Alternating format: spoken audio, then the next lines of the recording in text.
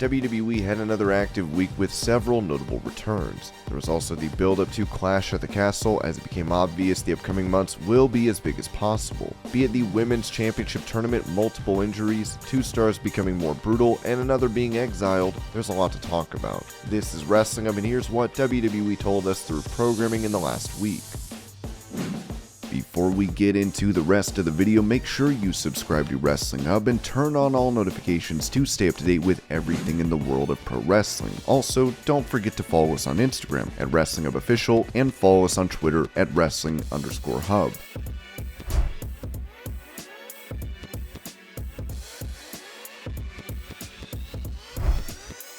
Sami Zayn is very valuable currently for Roman Reigns, but this might be his undoing in the long run. For months on end, Zayn has been trying to get into the bloodline and has been somewhat successful in endearing himself to them over this time. However, whenever Paul Heyman has been present, it has only ended up with him suffering and getting used by the faction for their own gain, with him hardly ever gaining anything in return. There was more of the same. The Usos and Heyman were not present at the show, as Roman Reigns found out through a call that Zayn received from Jay had issues that he was talking with Sami and not Reigns. However, Reigns took the opportunity to actually talk to Sami for once and take interest in his matches. This didn't mean anything for the star, as Reigns didn't interfere or help him in any way when Zayn was competing to become the next challenger for the IC title. Zayn was very much on his own out there, and despite coming close, he was not able to get the win. Instead, later on in the night, he came into use for Reigns. When Roman confronted Drew McIntyre, it was Zayn that took the punishment. After McIntyre beat down Reigns, Zayn ran in and took the Claymore, saving Roman. However, McIntyre would also hit Reigns with it after that, so his sacrifice was for nothing.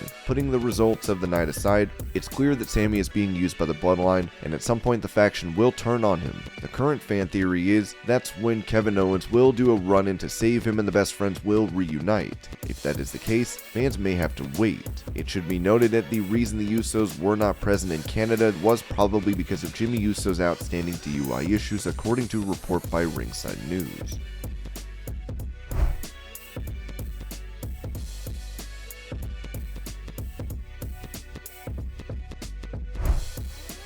Santos Escobar to face Tony DAngelo in a match that had been built up for a long time. The feud between the two had been building for months and months, with Escobar being forced to work with DAngelo for a while as well. The match they faced each other in was a street fight, and neither man was holding back for the other, using trash can lids and brawling at ringside. The match finally ended with both men running to their individual corners to get their weapons. Escobar was too late and Tony hit him with the crowbar, stunning him, and was able to pick up the win. Due to the loss, Escobar was exiled from NXT altogether after months of ruling the roost there. As a result, it was clear that he was going to be called up to the main roster. Escobar has impressed everyone ever since he arrived on the scene in WWE. Now, it's not known whether he will be called up to Raw or SmackDown, but it's known that Triple H respects the star. Now that he is moving up to the next stage in his career, it will be interesting to see where Tony DAngelo goes. The next pairing of his will determine whether his run on NXT can be considered successful or not.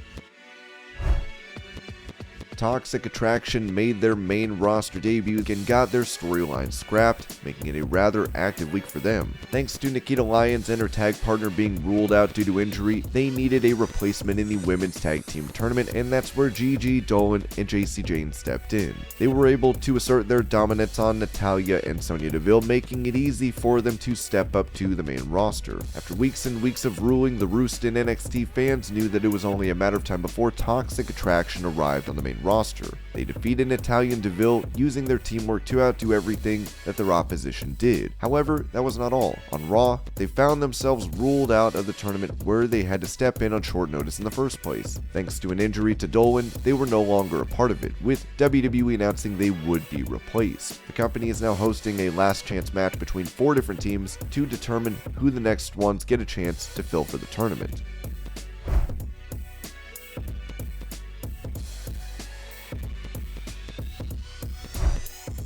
Trish Stratus appeared on Raw this week after appearing in live events all weekend in Toronto. The retired star had not been seen in WWE for a while, thus to return in front of her hometown crowd was naturally a big deal. Trish addressed the crowd saying that it felt good for her to be home, after the time she had spent away from the ring with the audience chanting for her to wrestle one more time. She was then confronted by Bayley, Dakota Kai, and Io Sky. Bayley ran down Trish's accolades and asked her what she was doing there once again and started to disrespect her, with Bianca Belair coming to Trish's aid. Trish didn't need much to be defended though, as she took off her jacket and confronted Bayley directly, saying that it was easy for her to go from being retired to returning to the ring once again. Alexa Bliss and Asuka also came out to defend Trish. Bayley, who had been about to attack them until the two stars arrived, backed down at seeing the greater numbers. She decided to leave Trish alone. While that happened this week, it's clear that Trish is not completely done with WWE. Given the way she was ready to mix things up, it's more likely than ever that she may make a return to the ring in a future match.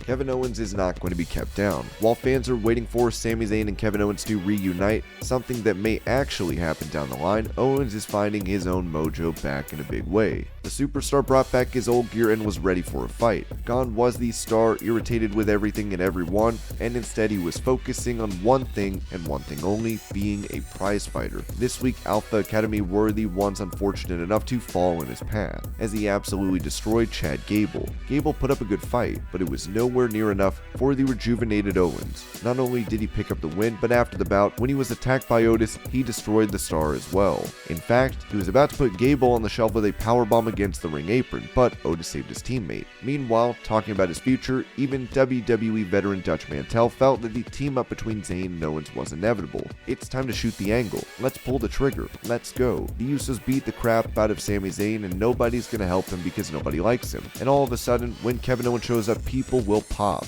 They might see the Sami thing coming, but I don't think they see the Kevin Owens thing coming. When they join, people will go, oh yeah, we kind of forgot that. Now, that have a life of its own. If this does happen, the duo together would be a formidable face team for anyone to beat, given Owens' no-nonsense destructive gimmick along with Sami Zayn's immense value as a face. In fact, this would be the first time since his battles with Owens early on, the main roster fans would see Zayn wrestle as a face, something that he truly excelled in while on the indies and even in NXT.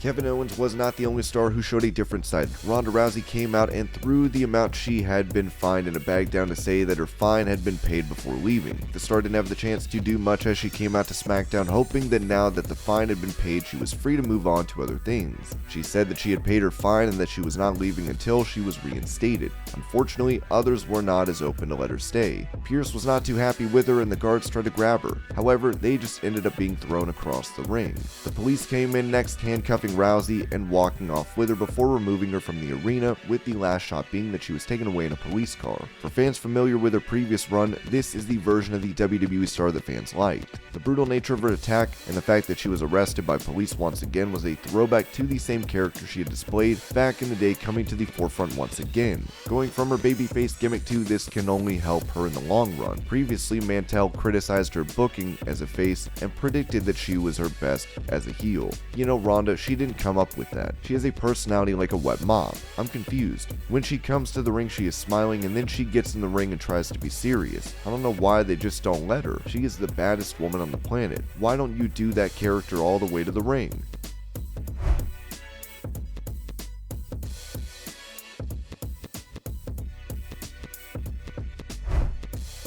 For the last 3 weeks now, Dexter Loomis has been showing up in the weirdest situations. Each time that he has been seen, it's because he's been trying to return during an AJ Styles match. The first time was after a main event where Styles was involved, but the security could get to him before he crossed the barrier and dragged him away in the background. The next week, he crossed the barrier during AJ's match and came over the commentary table before the security got to him once again and he was dragged away. This week, however, he had a genius plan to ensure that he got his target. Instead of directly getting to the ringside area so that he could reach AJ, he tried something different. Fans saw a man in a mask being dragged away by the security team after they had tried to reach Styles, who was at the ringside area. But as the security team was busy with that, another figure rose from the crowd and took off a Darth Vader style mask to reveal it was Dexter Loomis. But the mysteries kept coming. Instead of trying to get AJ, he then grabbed the Miz around the neck in a sleeper hold. He then dragged him through the crowd before disappearing. This left Lashley and AJ to destroy Champ in the ring, but AJ was still left looking puzzled. It's clear that Loomis is back, but what he wants and why he's been after Styles is still a mystery. Hopefully the coming weeks will reveal what's going on.